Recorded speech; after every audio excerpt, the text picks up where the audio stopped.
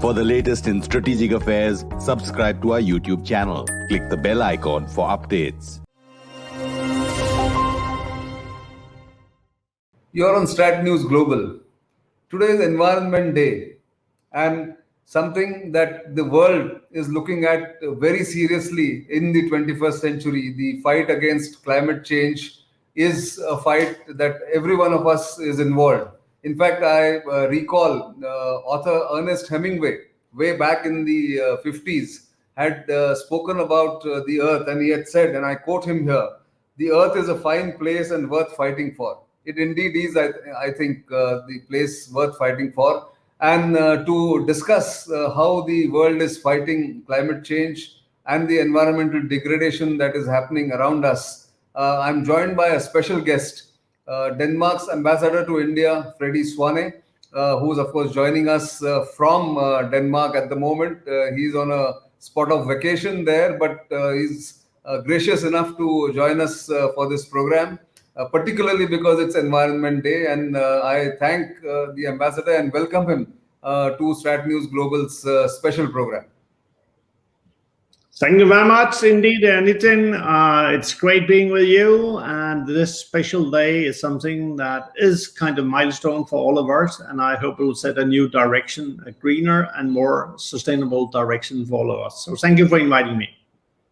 Pleasure is ours, Ambassador. So let me start with the obvious question. Denmark is one of the leading nations leading or joining the fight for protecting the environment. And as I quoted Ernest Hemingway, it's a place worth fighting for. What are the main objectives and main thrust areas that Denmark has as far as fighting climate change is concerned? Thank you for asking that question. I think it's a very important question, and it's a question that we basically have to ask each of us individually, because I think that's the core of what we're doing in Denmark, that of course politicians, governments can do whatever they would like to decide, but basically it comes down to your own personal responsibility. So what is Denmark doing, and why we're doing it, and how are we doing it? I think we have to go back to the early 1970s. At that time, we were 100% dependent on fossil fuel oil from Middle East. Suddenly, due to some political issues, then the supply was stopped, and our society came to a standstill. I was a young child at that time. I recall how the cars were not able to run during weekends. Elevators were stopped and so forth. At that time, visionary politicians, researchers, and business people came together and said, okay, how can we reduce our dependence on fossil fuels? So that led to the building up of the wind industry, and today it's a multi-billion US dollar industry that creates a lot of green and sustainable jobs. On the other hand, we also introduced a system with incentives. I mean, helping people, supporting people if they wanted to change to lesser fossil fuel impacting energy forms. And then on the other hand, we also introduced tax systems that would basically punish people if they were overspending. So that has been part of that. Recently, Denmark decided, as an example, end of last year, to stop all further issuance of licenses for oil production.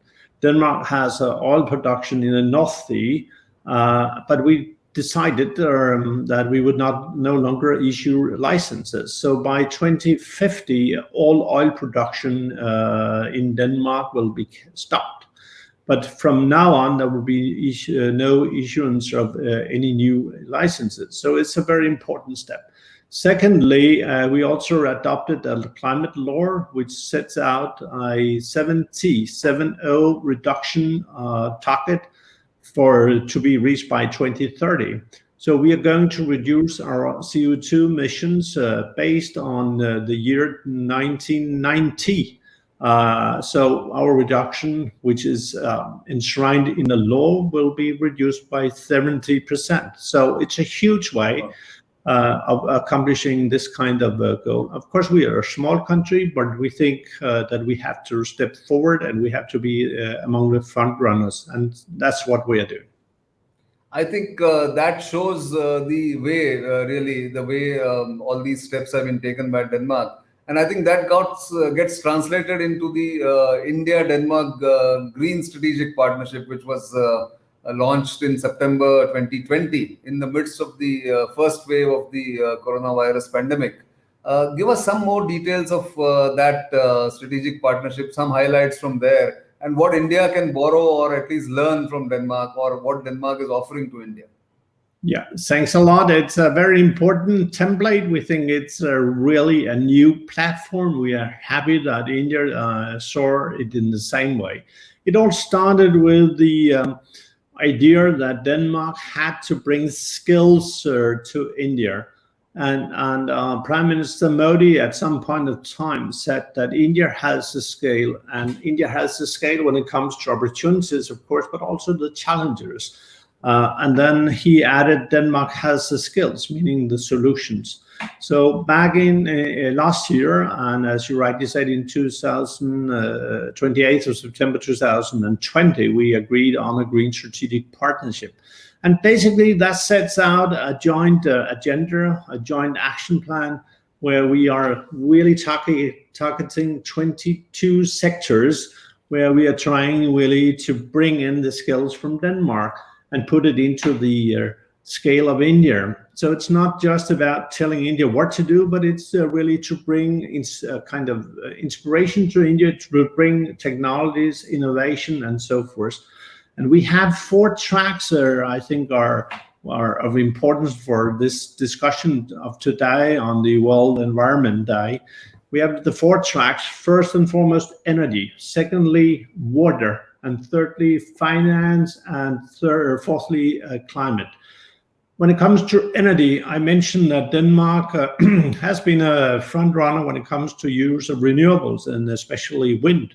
And many days during a normal year, we'll have more electricity generated from wind turbines that we can consume.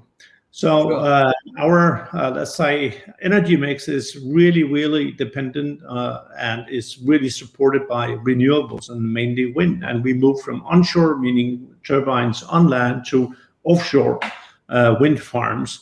And we think that is a very important part of our relationship with India. And one of the deliverables would be to set up a center of excellence for offshore wind in India. Denmark was years back also instrumental in helping India developing its onshore wind industry out of Chennai. The other part of energy is, of course, grid. You need to have a resilient very robust grid that can really cater for the fluctuations, because the sun doesn't shine 24/7, the wind is not blowing 24/7. So you will have times in the day where you have a huge overproduction, and then you have to look into how can you put that into the grid without breaking down the grid. And then, of course, part of our new agenda is looking into storage facilities, storage opportunities, and that will be the next big thing, or power to X as it's called. It could be green hydrogen and so forth. When it comes to water, water is the only substance that we can't replace. You can't substitute water with anything else.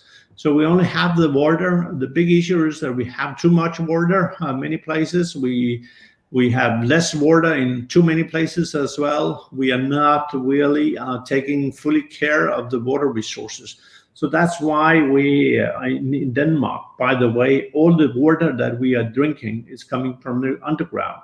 So we have over years developed a very special system to take care of our water resources. Just 2 examples. Of course, the Jal Jeevan mission is very important to bring tap water into the rural households, and now you have the urban version as well.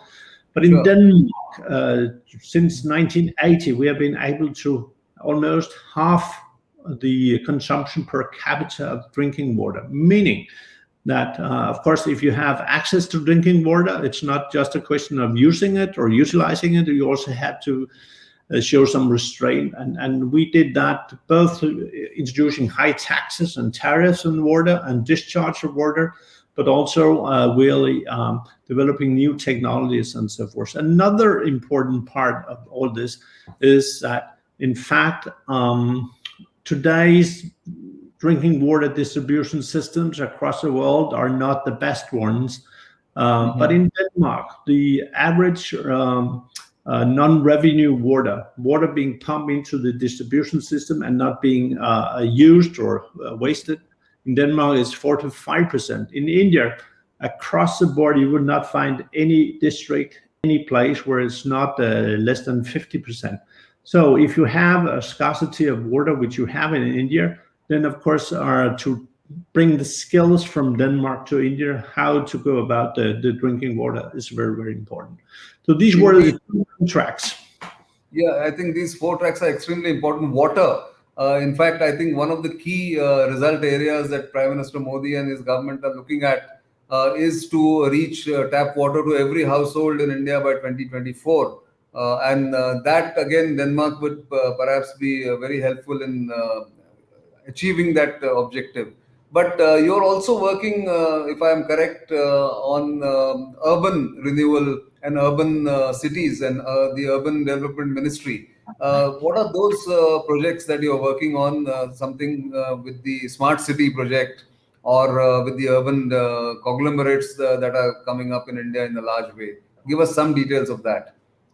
Thank you very much indeed. Just let me make one remark about the Jal Jeevan mission and project. It's very, very important, and we have just agreed with Jal Shakti Ministry, agreed on a 3-year working program. So we will be part of all the introduction of new technologies and so forth.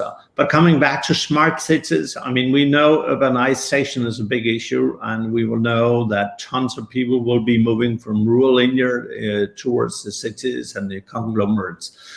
You can't repair old cities, so you need to develop smart cities. And in that context, it's not just about let's say IT-based solutions. Is also about how to secure that energy is used wisely and properly and appropriately and efficiently. The same with water, how to go about traffic and so forth. So we have a number of tie-ups with different cities, smart cities in India. We have one with Goa, we have one with Rajasthan, we have another one with Karnataka and so forth. And we are trying to bring in all our skills to secure that when urbanization is happening, that it's also rejuvenating the mindset of people and creating a far better pattern for a future life in an urbanized situation. But we also do it through the Jal Jeevan mission. We are also together with UNEP, so a small UN body.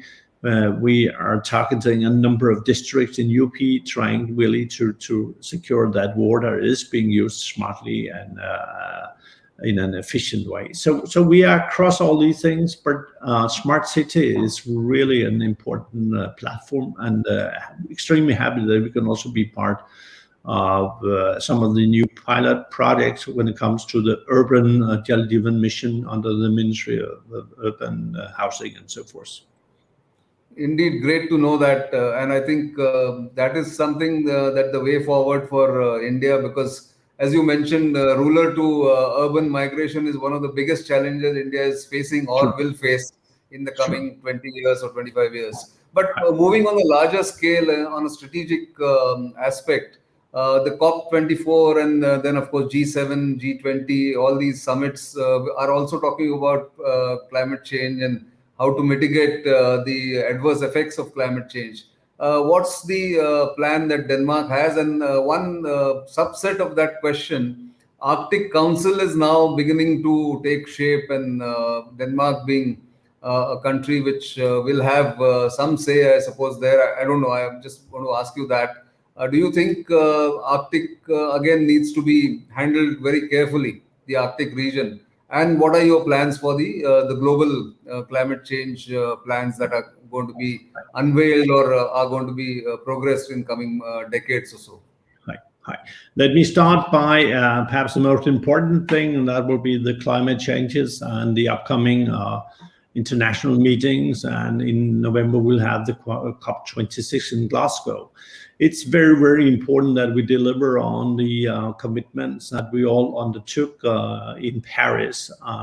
And we all know that the average temperature is increasing, and that will have, and we have already seen that, will have a huge negative impact on the way in which we are living and the livelihood of too many people. And you just had two really violent cyclones, one on the east coast and one on the west coast of India, and we see it many other places.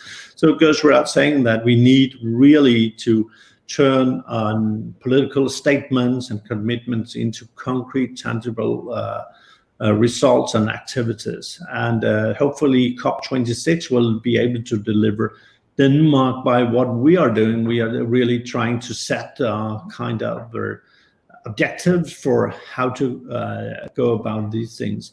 But we also realize, and I think that's something that we keep in mind and should always keep in mind, and our Prime Minister, in fact, mentioned that at the last virtual version of Raisina Dialogue. It's, in the Western world, we had many decades or hundreds of years where we developed our economies and we came to a certain level of welfare. And of course, we have to take our responsibility for the climate changes. Can we, without any restriction, can we tell a country like India just to stop the economic development and then just follow us? No, we can't. No. It has to be fair and just and equitable. And in that context, there are two very important issues that I think, and topics that we'll have to discuss. Back in 2009, we had COP15 in Copenhagen. At that time, there was a commitment to secure that each and every year, a transfer of their finance to developing countries should reach at least $100 billion per year. We have never come anywhere near to that. So this time it's really important to bring green financing in place so we can help countries like India in the green energy transition. And there our green strategic partnership is really a good important, intelligent platform in that context. Another part of it will also be to transfer technologies. I mean, Danish skills or UK skills or US skills. It's important that countries like India will have access to the best available technology, so you can jump some decades, for instance, so you can still develop, and you have the right to develop your economy. I mean, we can't ask you and 1.3 billion Indians not to develop. You have the right to develop. But what we are telling you and trying to inspire you to do is to do it in a greener and more sustainable way. And that's why we have this Green Strategic Partnership, which is really, with its action plan that sets out a very high number of concrete projects with deadlines, who is responsible, and what should be delivered. So I think that is what we're doing, and that's what we are looking forward to seeing as a result of COP26 and all the other meetings. Let me say, India is so important that whether you are talking about climate changes or the Sustainable Development Goals, which is also very important of the international agenda, you need to understand that India has to be part of that equation. And therefore, I'm personally extremely happy that I think US developed what I call the John Kerry formula, which equals US reduction by 2030, and the huge investment of India in the renewables. So the 450 gigawatt that Prime Minister Modi and the Indian side has decided for, that has been put into the same equation. And I think that's really an important message. And of course, you will peak at some time, but in the process towards the peak, you have to be green and sustainable, and as well as when you have peaked your economy, you also have to continue this green and sustainable development. So that's something I hope we'll see coming up. Then you ask about the Arctic. India is an observer to the Arctic. Yes. We know that the climate changes will have and already have huge impacts on the ice cap of Greenland, That's for instance.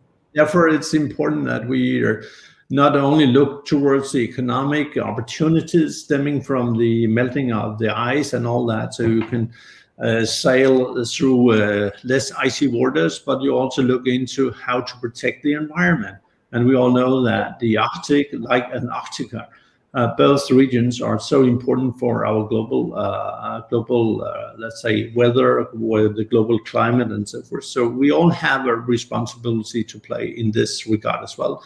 And India, being an observer, will also have to play a role here. So we are counting upon India in that context as well.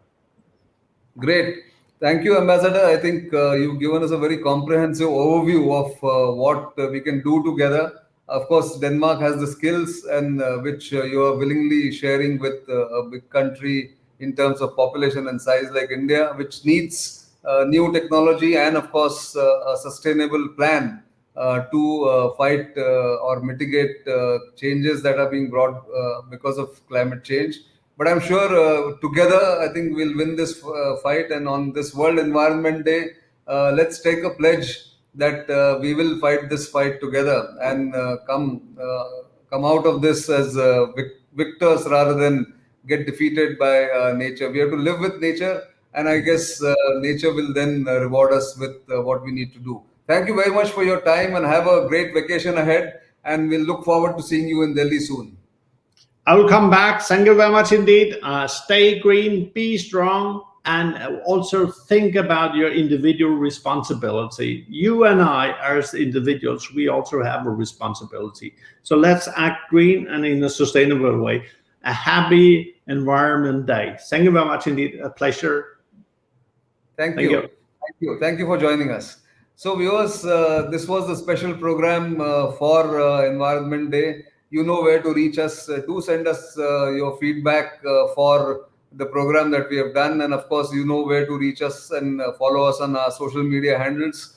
Do keep sending comments, and we will be happy to take your suggestions for any further improvements and any other programs that we need to do.